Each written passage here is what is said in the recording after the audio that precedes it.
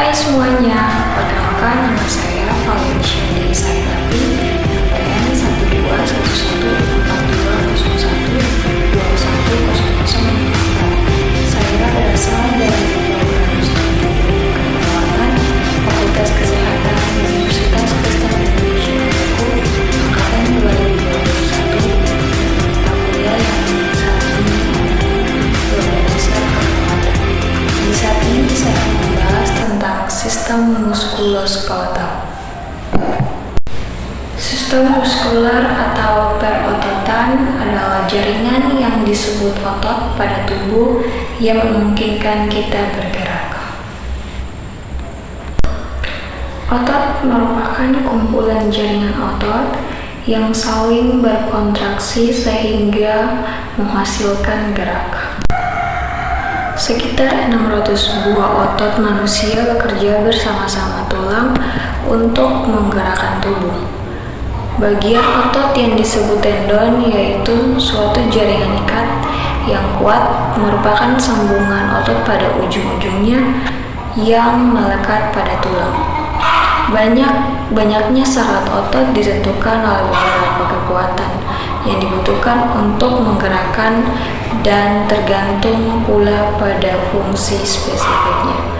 Otot yang paling kuat yaitu otot berjalan sepanjang tulang belakang, sedangkan otot yang paling kecil adalah M. stapedius yang terletak dalam rongga telinga. Fungsi otot yang pertama, pergerakan, kedua, mempertahankan postur dan torus otot, ketiga, memproduksi panas, dan keempat, melindungi tulang dan organ dalam. Tipe otot. Manusia mempunyai 3 tipe otot, yaitu yang pertama, otot polos atau otonom.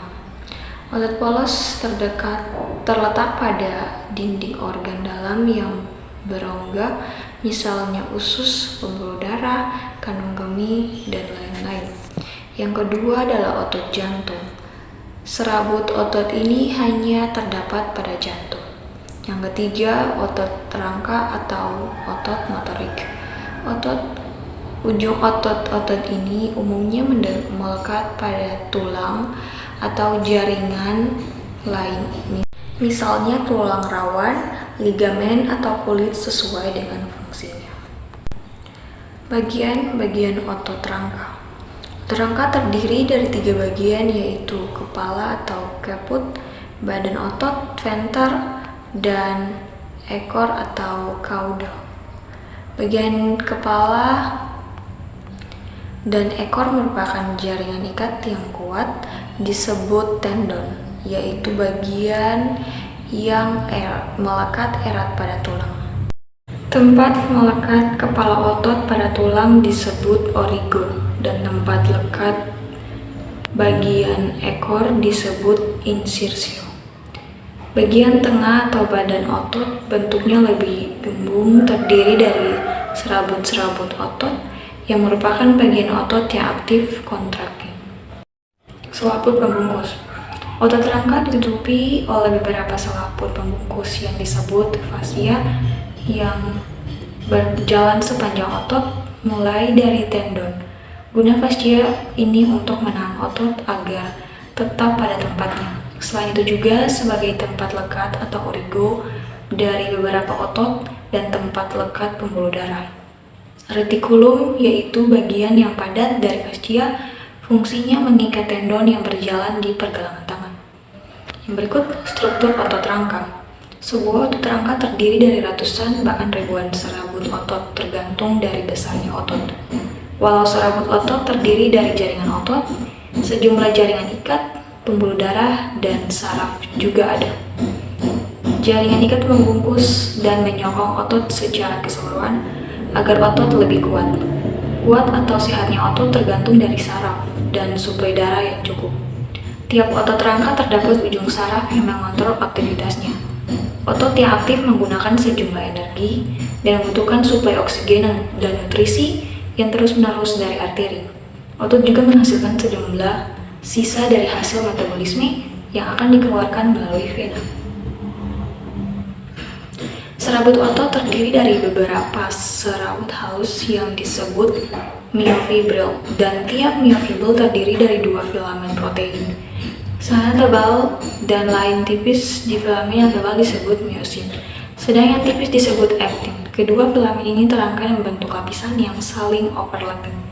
Filamen-filamen aktin saling berhubungan oleh struktur yang disebut dengan zilain, kemudian sebuah zilain dihubungkan dengan zilain lain oleh sarkomere, yaitu suatu unit fungsional kontraksi otot. Persarapan otot. Otot-otot dipersarati, dengan kata lain otot kontraksi, bila timbul impuls pada saraf atau motor neuron. Saraf motorik ini timbul dari cabang-cabang medula spinalis ke beberapa serabut otot. Sekelompok saraf ini disebut motor unit. Serabut motor neuron yang menempel pada serabut otot disebut neuron muscular junction. Kekuatan kontraksi otot ditentukan oleh jumlah serabut otot yang dirangsang. Bila banyak serabut otot yang dirangsang, kontraksi otot akan meningkat. Kontraksi otot membutuhkan energi yang disuplai oleh ATP atau adenosine triphosphate. Energi ini digunakan untuk melepaskan kepala atau ujung myosin dari filamen aktin. Tanpa ATP, kepala myosin akan tetap melekat pada filamen aktin sehingga otot akan tetap kontraksi. ATP diperoleh dari 3 cara. Yang pertama, mitokondria di dalam sel-sel otot melalui aerobik.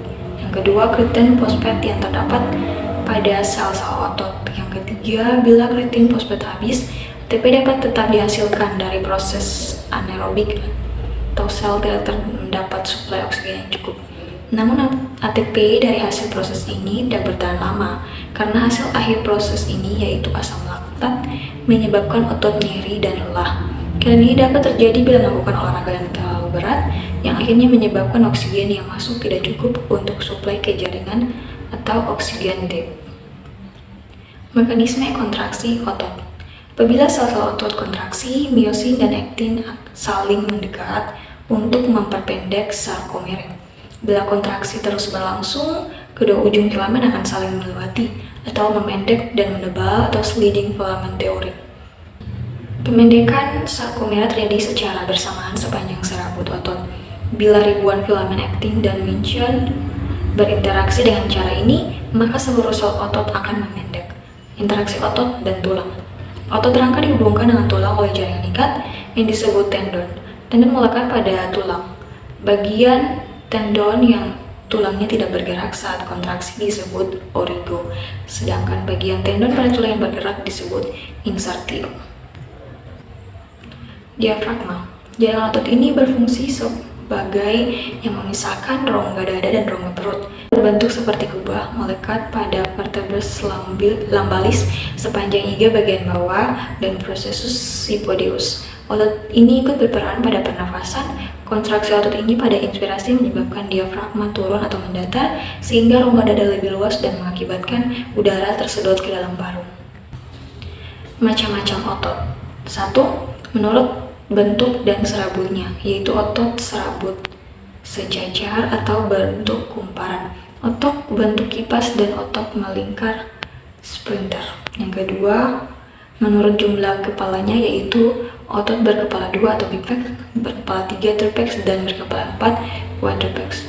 Yang ketiga, menurut pekerjaannya, yaitu A. Otot sinergis, kelompok otot yang bekerja bersama-sama untuk melakukan satu tugas. B. Otot antagonis, kelompok otot yang kerja atau tugasnya berlawanan. C. Otot abduktor, bekerja menggerakkan anggota menjauhi tubuh. D.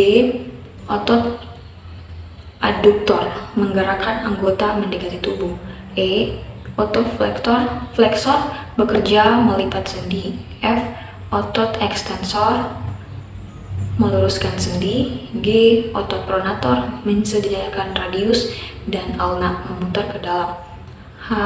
Otot supinator, menghilangkan radius dan ulna, memutar keluar. I. Endorotasi, memutar ke dalam. J.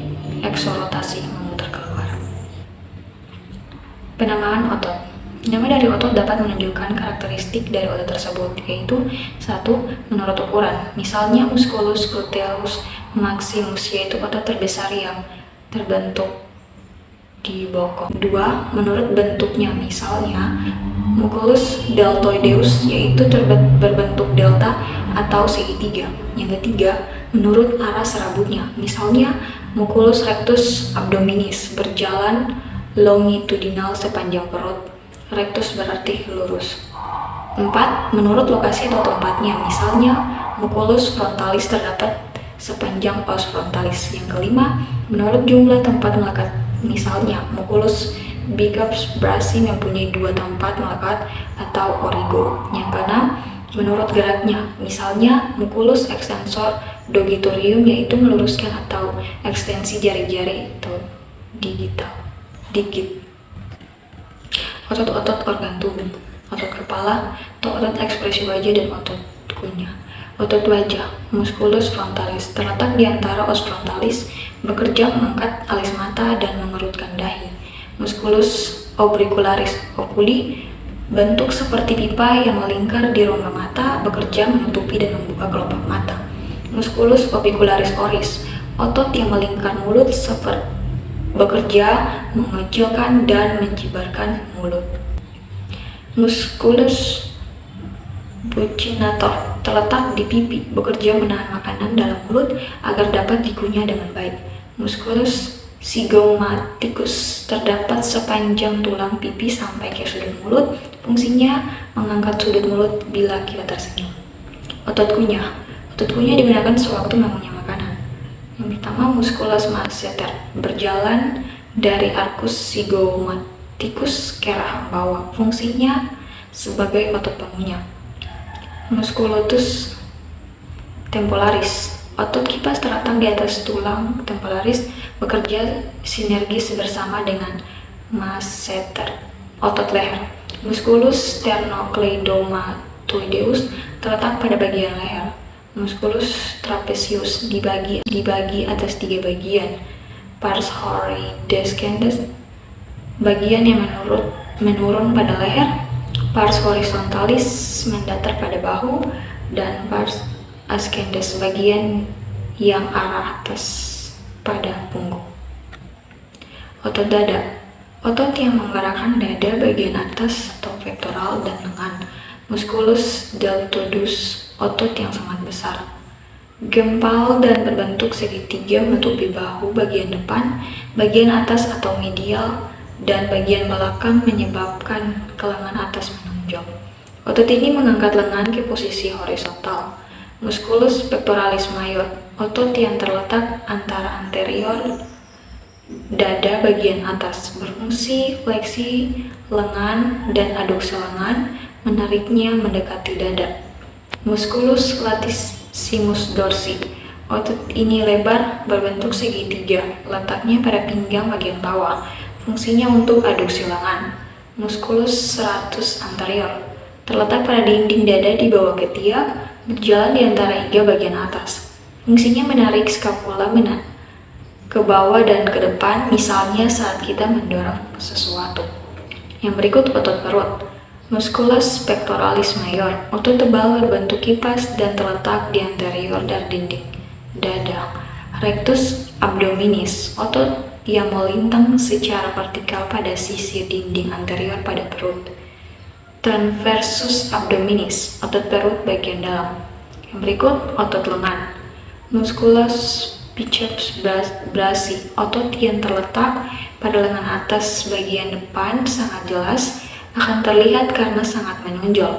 Otot ini berfungsi supinasi tangan atau memutar keluar. Musculus triceps brachii, otot yang terletak di bagian posterior lengan atas, mempunyai 3 kepala yang berorigo pada scapula, humerus, dan berinsereo pada ulna.